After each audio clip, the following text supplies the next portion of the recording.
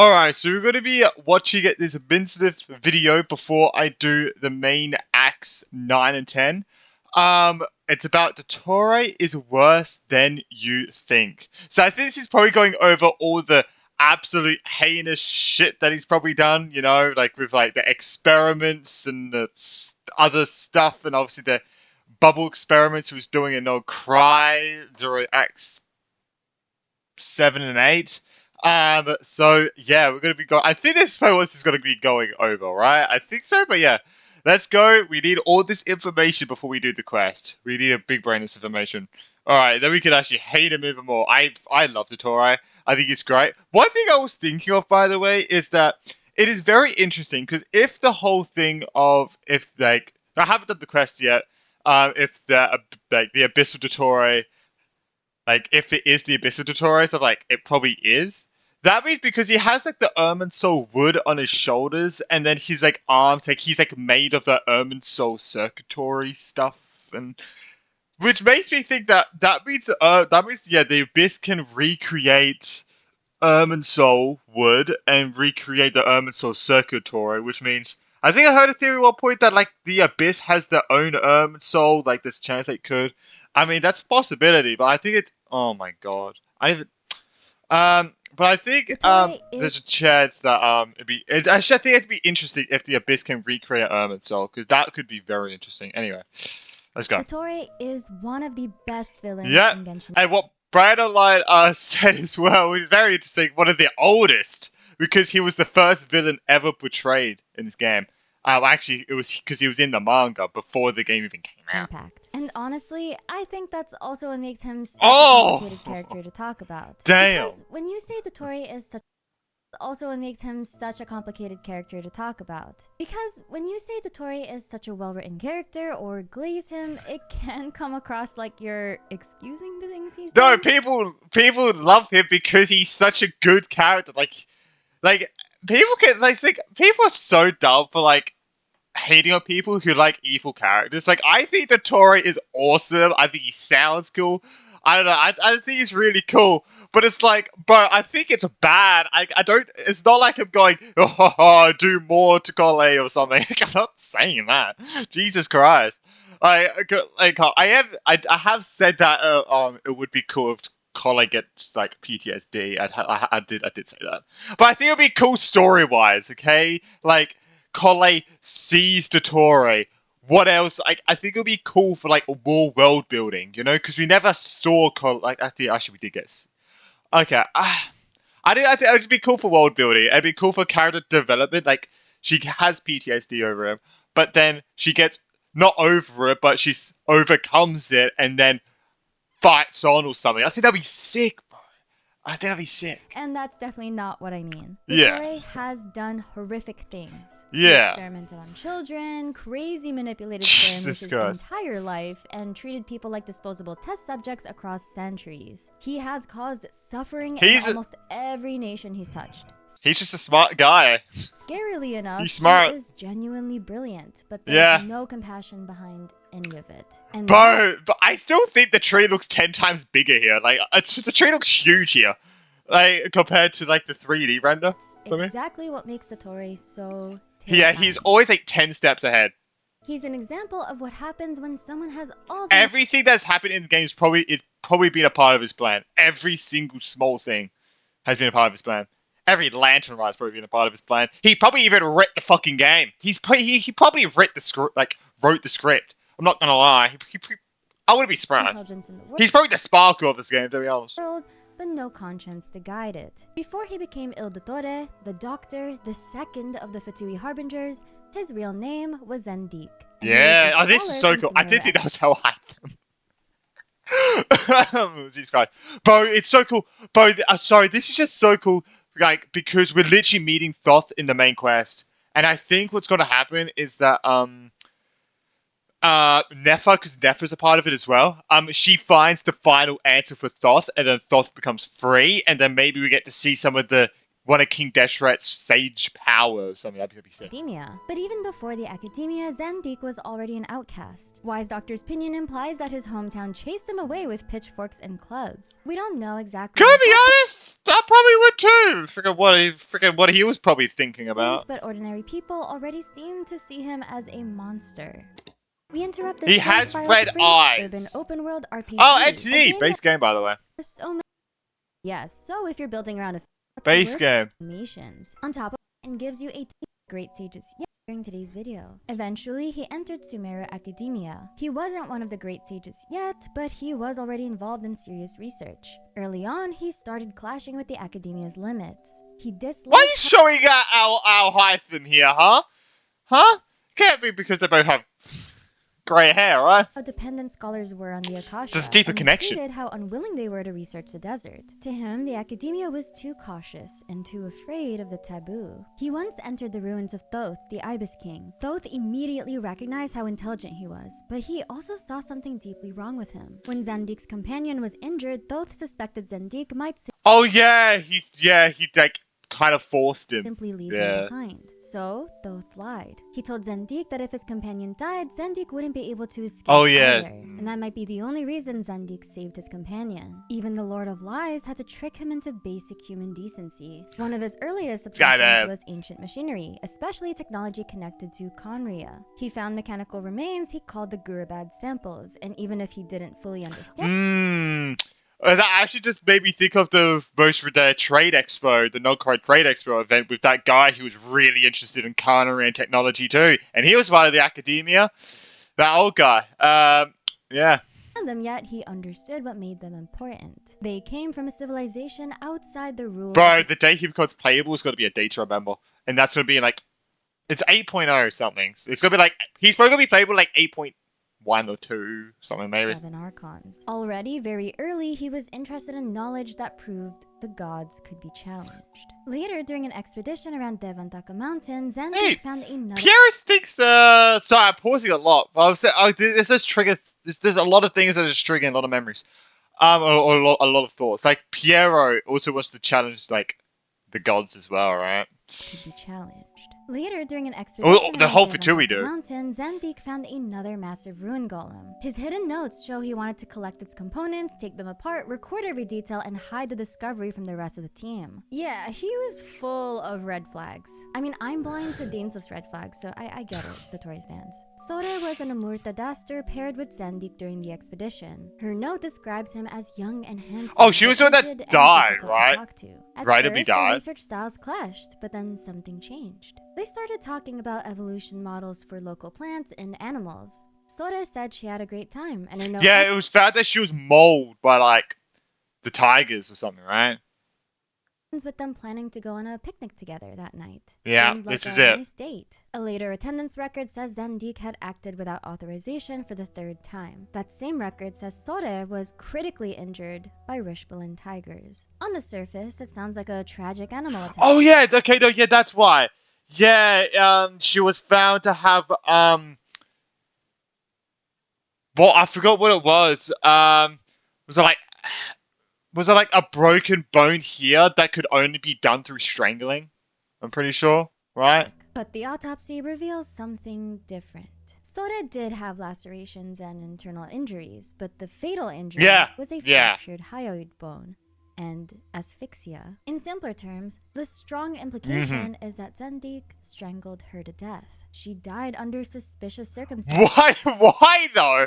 Like, what the fuck? Like, well, I just hope he goes into every... Oh my god, I just want to know his thoughts on everything, man. Like, goes into his brain, like...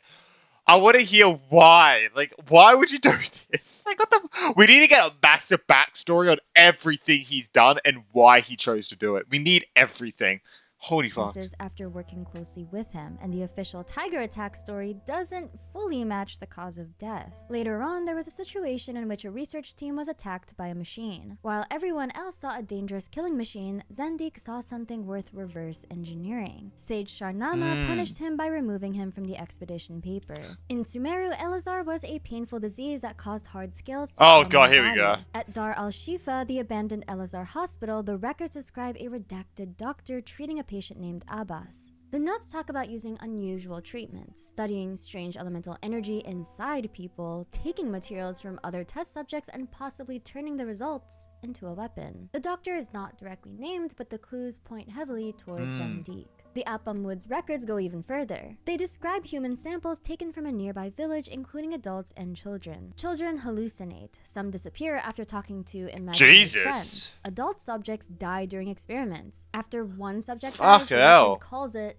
a waste of resources. The records also connect those children's imaginary friends to the Aranara, beings connected to dreams. To most people, the Aranara were magical. To Zandik, they were something to control. If the Aranara could be captured, then dreams, memories, fantasies, and consciousness could potentially be studied and manipulated. That obsession shows up again later in Sumeru when Dottore manipulates the Akasha on a massive scale. Zandik describes humans as machines of a certain level of complexity. And if a human is a machine, then the next step is obvious. Enhance it.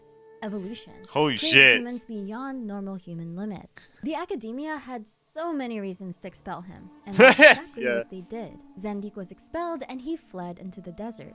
But I still just don't understand. That's all they did. All they did was expel him. He literally murdered someone. He experimented on adult. And all he got was an X. I do not understand. Like, the General Mahamatra were a thing then, right? Like, the Mahamatra were a thing there, right? Like, they had to have been. Why did they not do anything? Like, I'm sorry. It's the academia fault he's on this rampage right now. It 100% is. Because they could have thrown him in fucking jail. But no, they chose to just expel him. I just do not understand that choice ever. I just don't. And that's when Piero found him. It just doesn't make sense to me. Director Piero offered exactly what Zandik would never refuse. Resources, freedom, and a place where his work wouldn't be stopped by ethics and money from Zandik accepted. He became Il Dottore, and from that point forward, his experiments only expanded. Under Piero's orders, Dottore infiltrated Tatarasune using the fake identity Escher, pretending to be a mechanic from Fontaine. There, he met A's discarded puppet, Kabuki. Oh wait, I think I remember. That was we saw that whole plot line in the interlude, the 3.3 interlude, right? I'm pretty sure we did, right? That was that guy in the red who had the grey hair, the beard. I think that's him, right? No. Who pretended to be. Scaramouche, because we're going over the whole Scaramouche like history.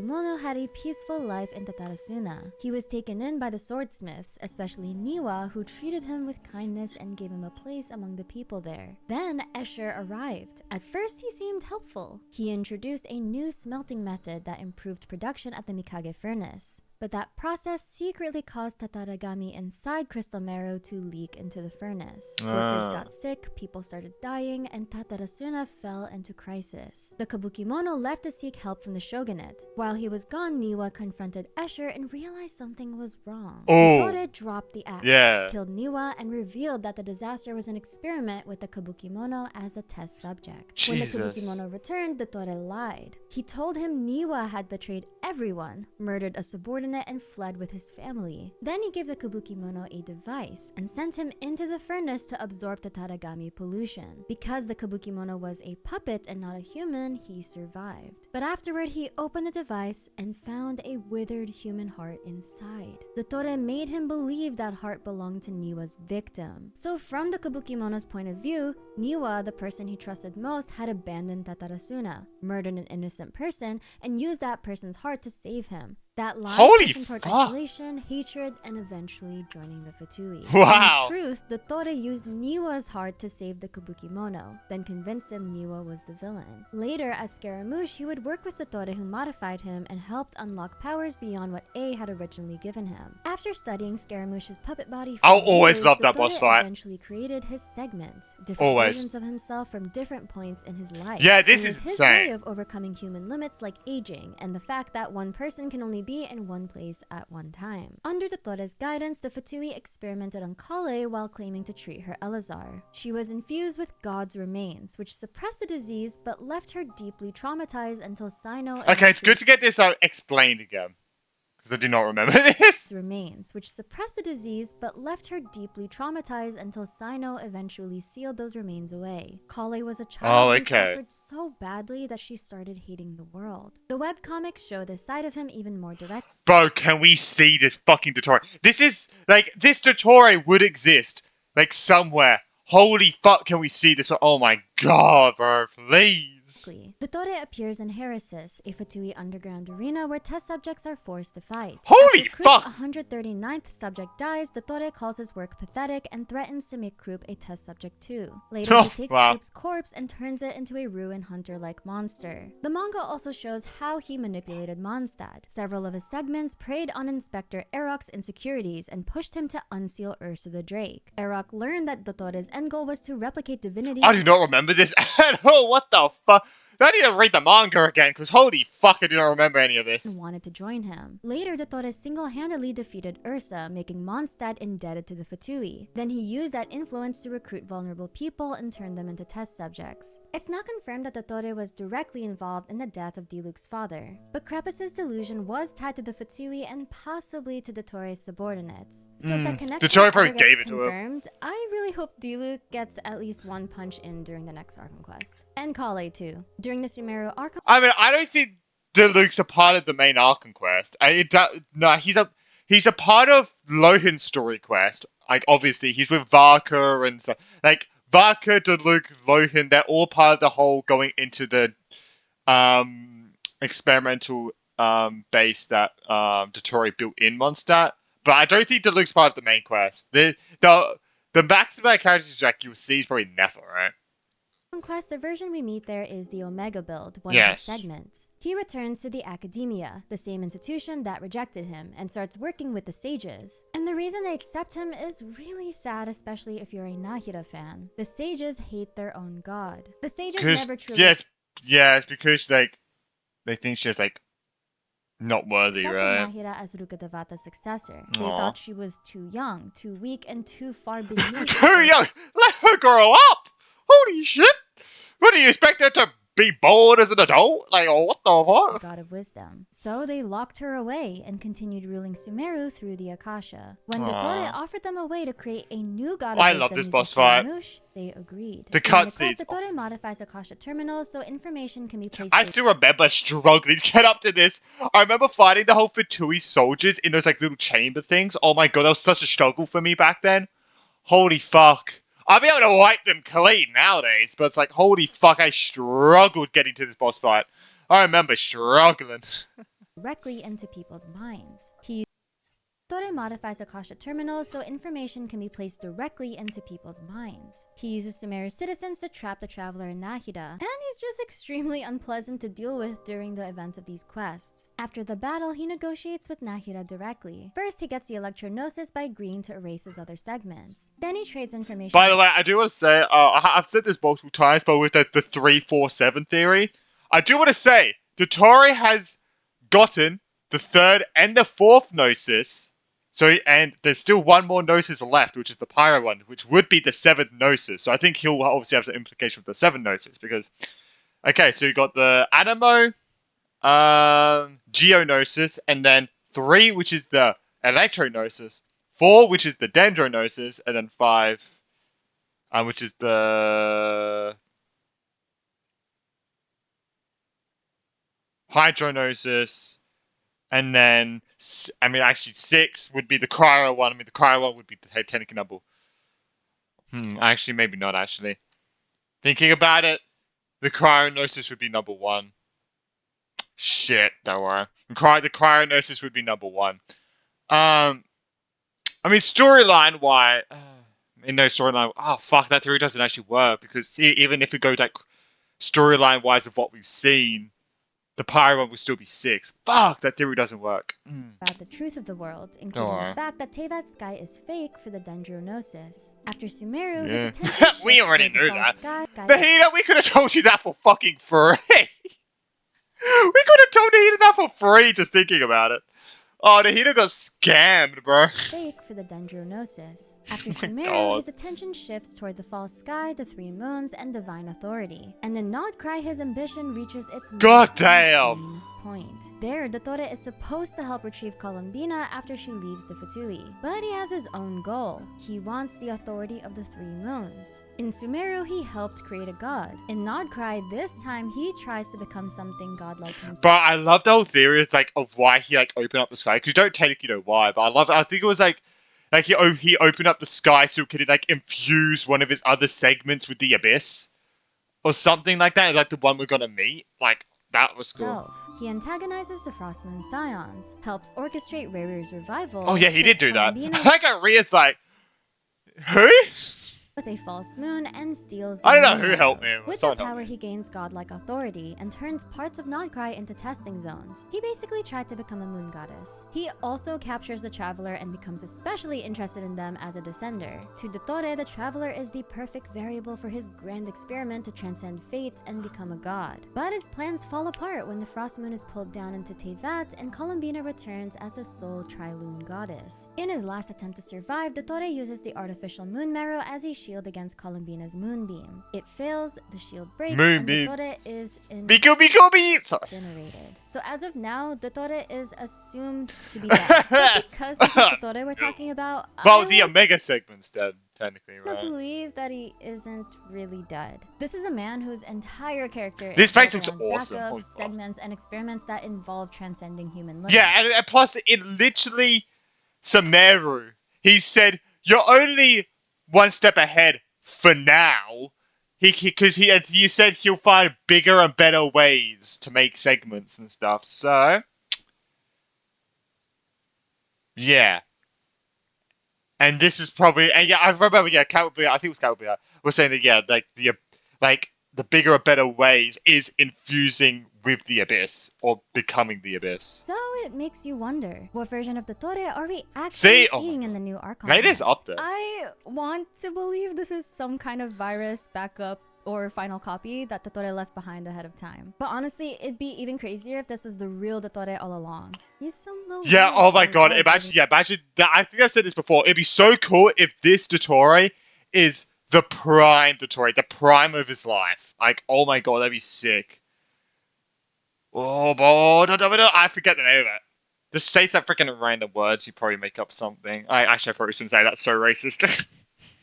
I was gonna say you could say some random shit together, you probably sound like Japanese. That's so racist.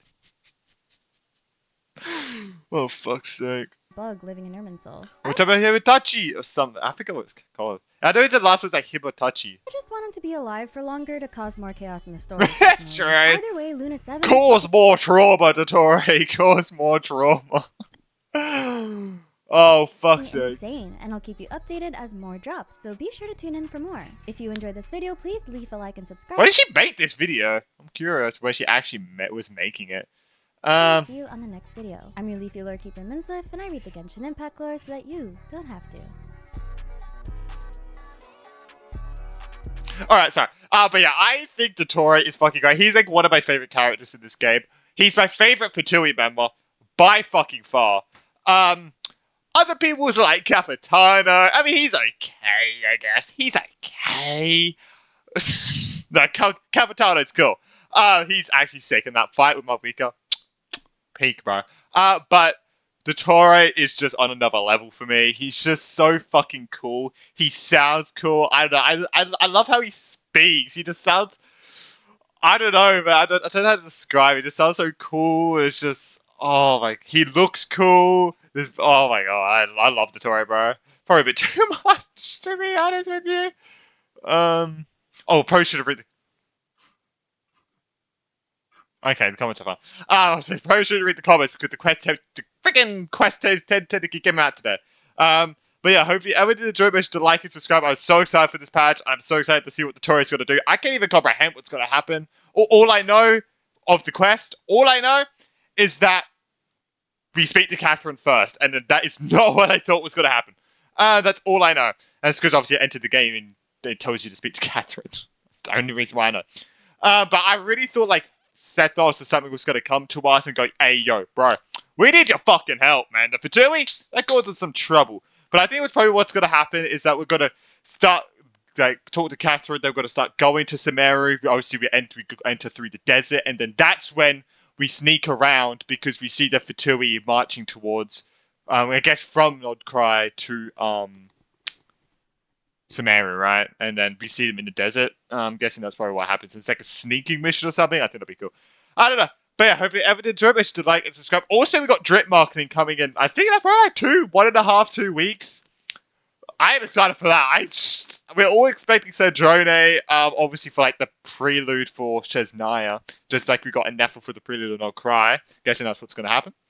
But yeah, I don't know. It's going to be crazy. Jesus Christ. But yeah. Maybe I was thinking it was like the Lamine, like is Lamine going to be a part of this whole arc? Maybe not. She'll probably maybe she'll be a part of Shiznaya. I don't know, man. We technically haven't met Lamine because that one was just fucking Maria pretending to be her. So I don't really know if we're gonna meet her. Maybe we meet her next patch. It's like 6.7. 6.7. I need to fucking stop, bro. But yeah, I don't know. But yeah, I guess see you on the next one. I'm going crazy, bro. Peace.